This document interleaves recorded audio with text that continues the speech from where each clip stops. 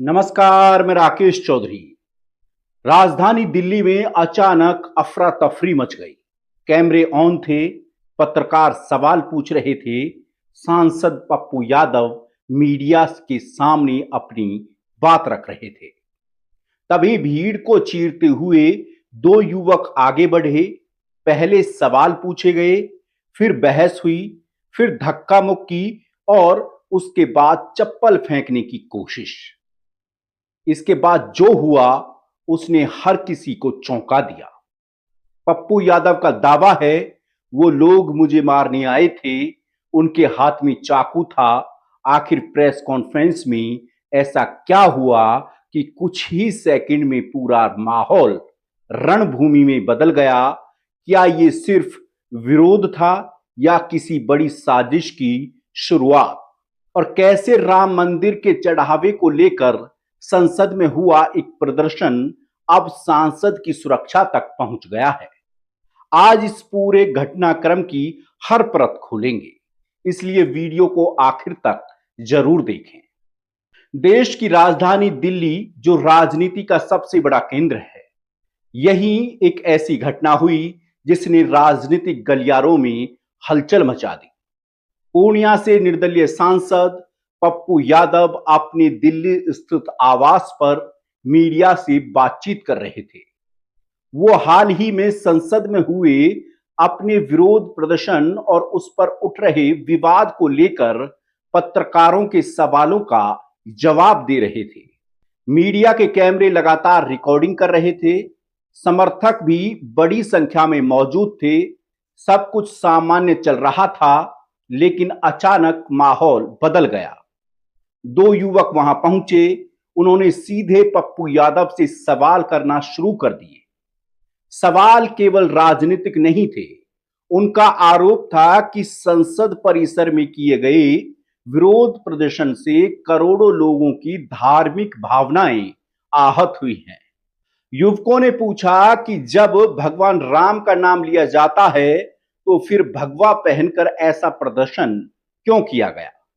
दान पात्र और भगवान राम को लेकर प्रतीकात्मक अभिनय क्यों किया गया? क्या ये राजनीति थी या आस्था का अपमान? जैसे जैसे सवाल बढ़ते गए, वैसे वैसे माहौल भी गर्माता गया।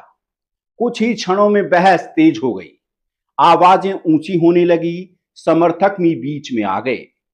इसी दौरान आरोप है कि एक युवक ने अपनी चप्पल निकालकर सांसद पप्पू यादव की ओर फेंकने की कोशिश की। बस यहीं से पूरा घटनाक्रम नियंत्रण से बाहर हो गया। समर्थकों ने दोनों युवकों को पकड़ लिया, उनके साथ जमकर हाथापाई शुरू हो गई। चारों तरफ अफरा तफरी का माहौल बन गया। पत्रकार खुद को बचाने लगे, कैमरे इधर उधर घूमने लगे, कुछ लोग बीच बचाव करते भी दिखाई दिए। धोती कुर्ता भगवा पहन करके आप भगवान राम की मूर्ति लेकर के आप दूसरे आदमी के उसके अवधेश प्रताप के पैरों में रख रहे हैं। ये कहाँ का सम्मान करा आपने? कौन है? आपने कहाँ का सम्मान करा? ये कौन है? आपने कहाँ का सम्मान करा?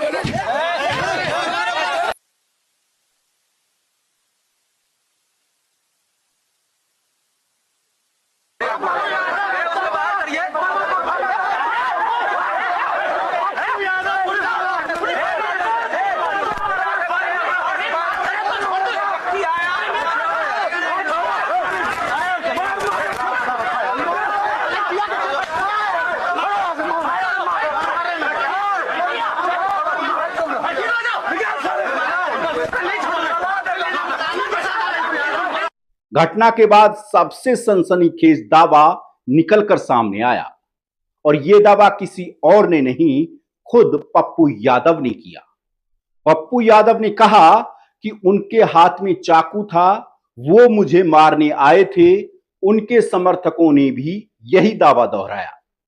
एक समर्थक ने मीडिया के सामने अपना घायल हाथ दिखाते हुए कहा कि युवक के पास धारदार हथियार था और उसे रोकने के दौरान उन्हें चोट लगी। हालांकि ये एक महत्वपूर्ण तथ्य भी है।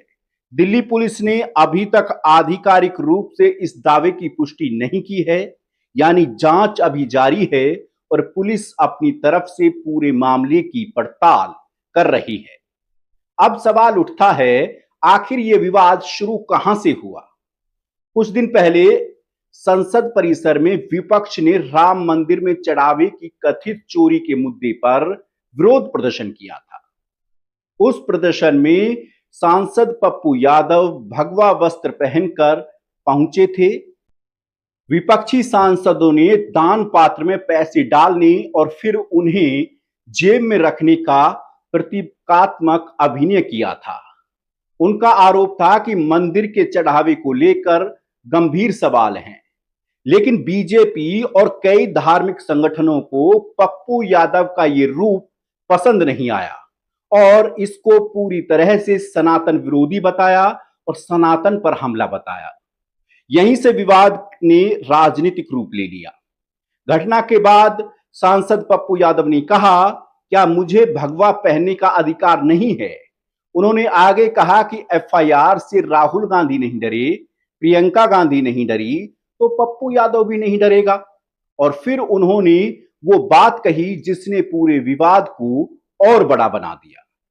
उन्होंने कहा, अगर सनातन और भारत की जनता की आस्था की रक्षा के लिए मुझे अपनी जान भी देनी पड़े तो मैं हर दिन कफन बांधकर निकलता हूं। फिलहाल दोनों युवक पुलिस हिरासत में हैं। पूरे घटनाक्रम की जांच की जा रही है। सबसे बड़ा सवाल यही है, क्या वास्तव में उनके पास चाकू था? क्या यह सुनियोजित हमला था या फिर विरोध के दौरान मामला बेकाबू हो गया? इन सवालों के जवाब दिल्ली पुलिस की जांच के बाद ही सामने आएंगे।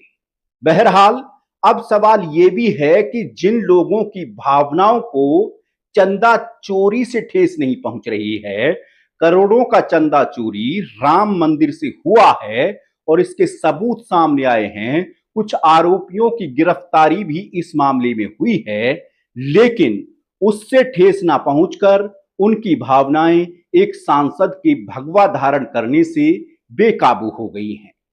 ऐसे में आप इस खबर को लेकर के क्या सोचते हैं, हमें कमेंट में बताएं और हमारे चैनल को सब्सक्राइब करें। नमस्कार।